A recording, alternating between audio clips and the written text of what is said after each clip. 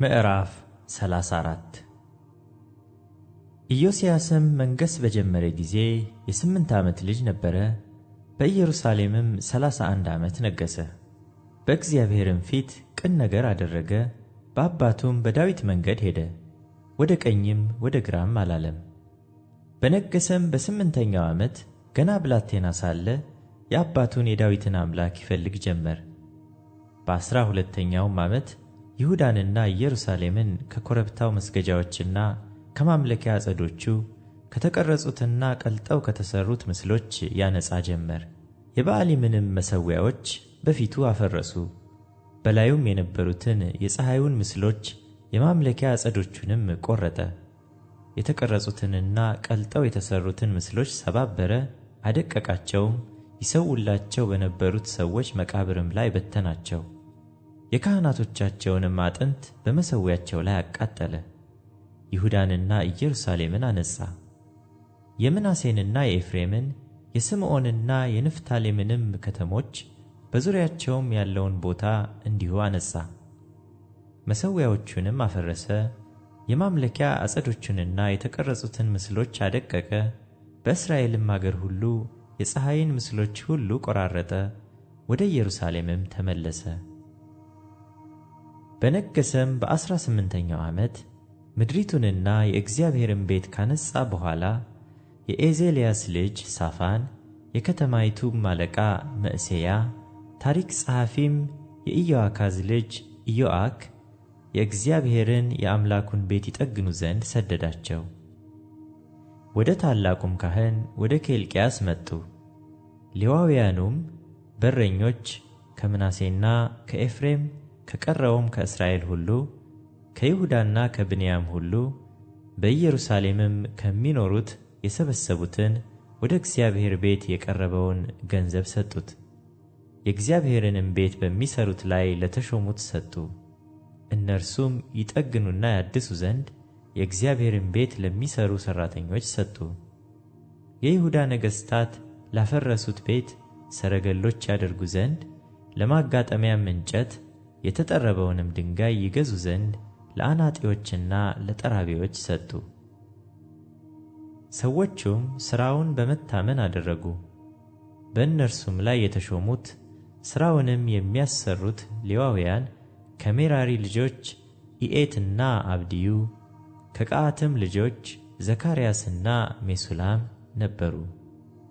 ከሌዋውያንም ወገን በዜማ ዕቃ አዋቂዎች የነበሩ ሁሉ በተሸካሚዎችና ልዩ ልዩ ሥራ በሚሠሩ ላይ ተሾመው ነበር። ጸሐፊዎቹና አለቆቹም በረኞቹም ከሌዋውያን ወገን ነበሩ።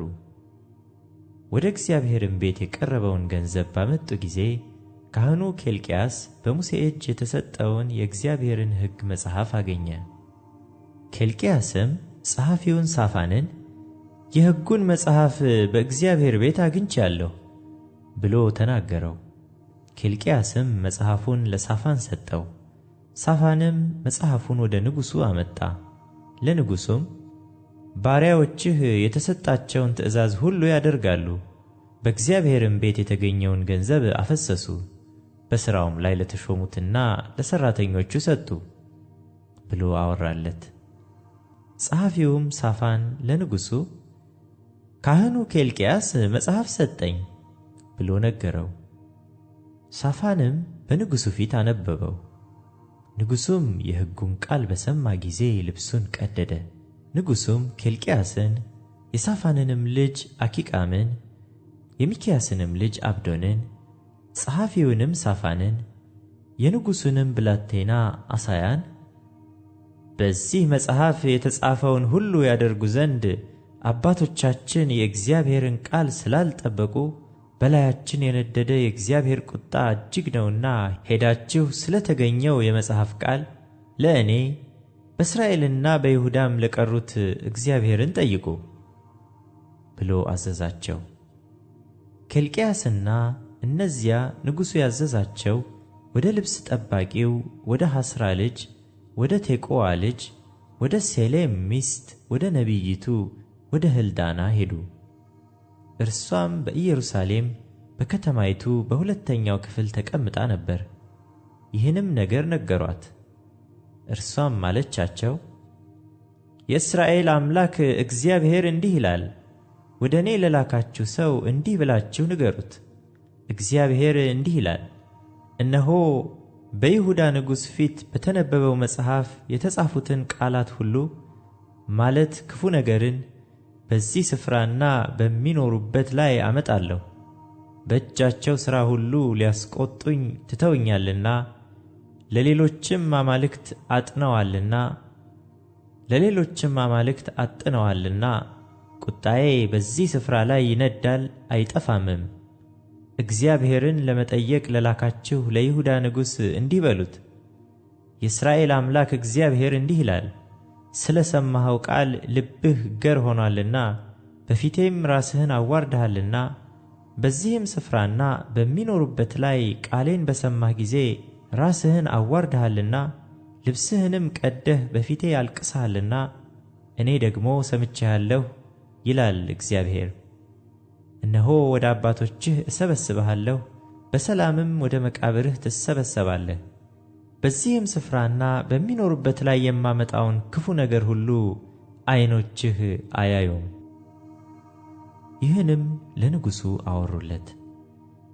ንጉሡም ላከ፣ የይሁዳንና የኢየሩሳሌምንም ሽማግሌዎች ሁሉ ሰበሰበ። ንጉሡም የይሁዳም ሰዎች ሁሉ በኢየሩሳሌምም የሚኖሩና ካህናቱ፣ ሌዋውያኑም፣ ሕዝቡም ሁሉ ከታናሹ ጀምሮ እስከ ታላቁ ድረስ ወደ እግዚአብሔር ቤት ወጡ። በእግዚአብሔርም ቤት የተገኘውን የቃል ኪዳኑን መጽሐፍ ቃል ሁሉ በጆሮአቸው አነበበ። ንጉሡም በስፍራው ቆሞ እግዚአብሔርን ተከትሎ እንዲሄድ ትእዛዙንና ምስክሩን ሥርዓቱንም በፍጹም ልቡና በፍጹም ነፍሱ እንዲጠብቅ በዚህም መጽሐፍ የተጻፈውን የቃል ኪዳን ቃል እንዲያደርግ በእግዚአብሔር ፊት ቃል ኪዳን አደረገ። በኢየሩሳሌምና በብንያምም የተገኙትን ሁሉ በዚህ ነገር አማለ። በኢየሩሳሌምም የሚኖሩት የአባቶቻቸው አምላክ የእግዚአብሔር ቃል ኪዳን እንዳዘዘ አደረጉ።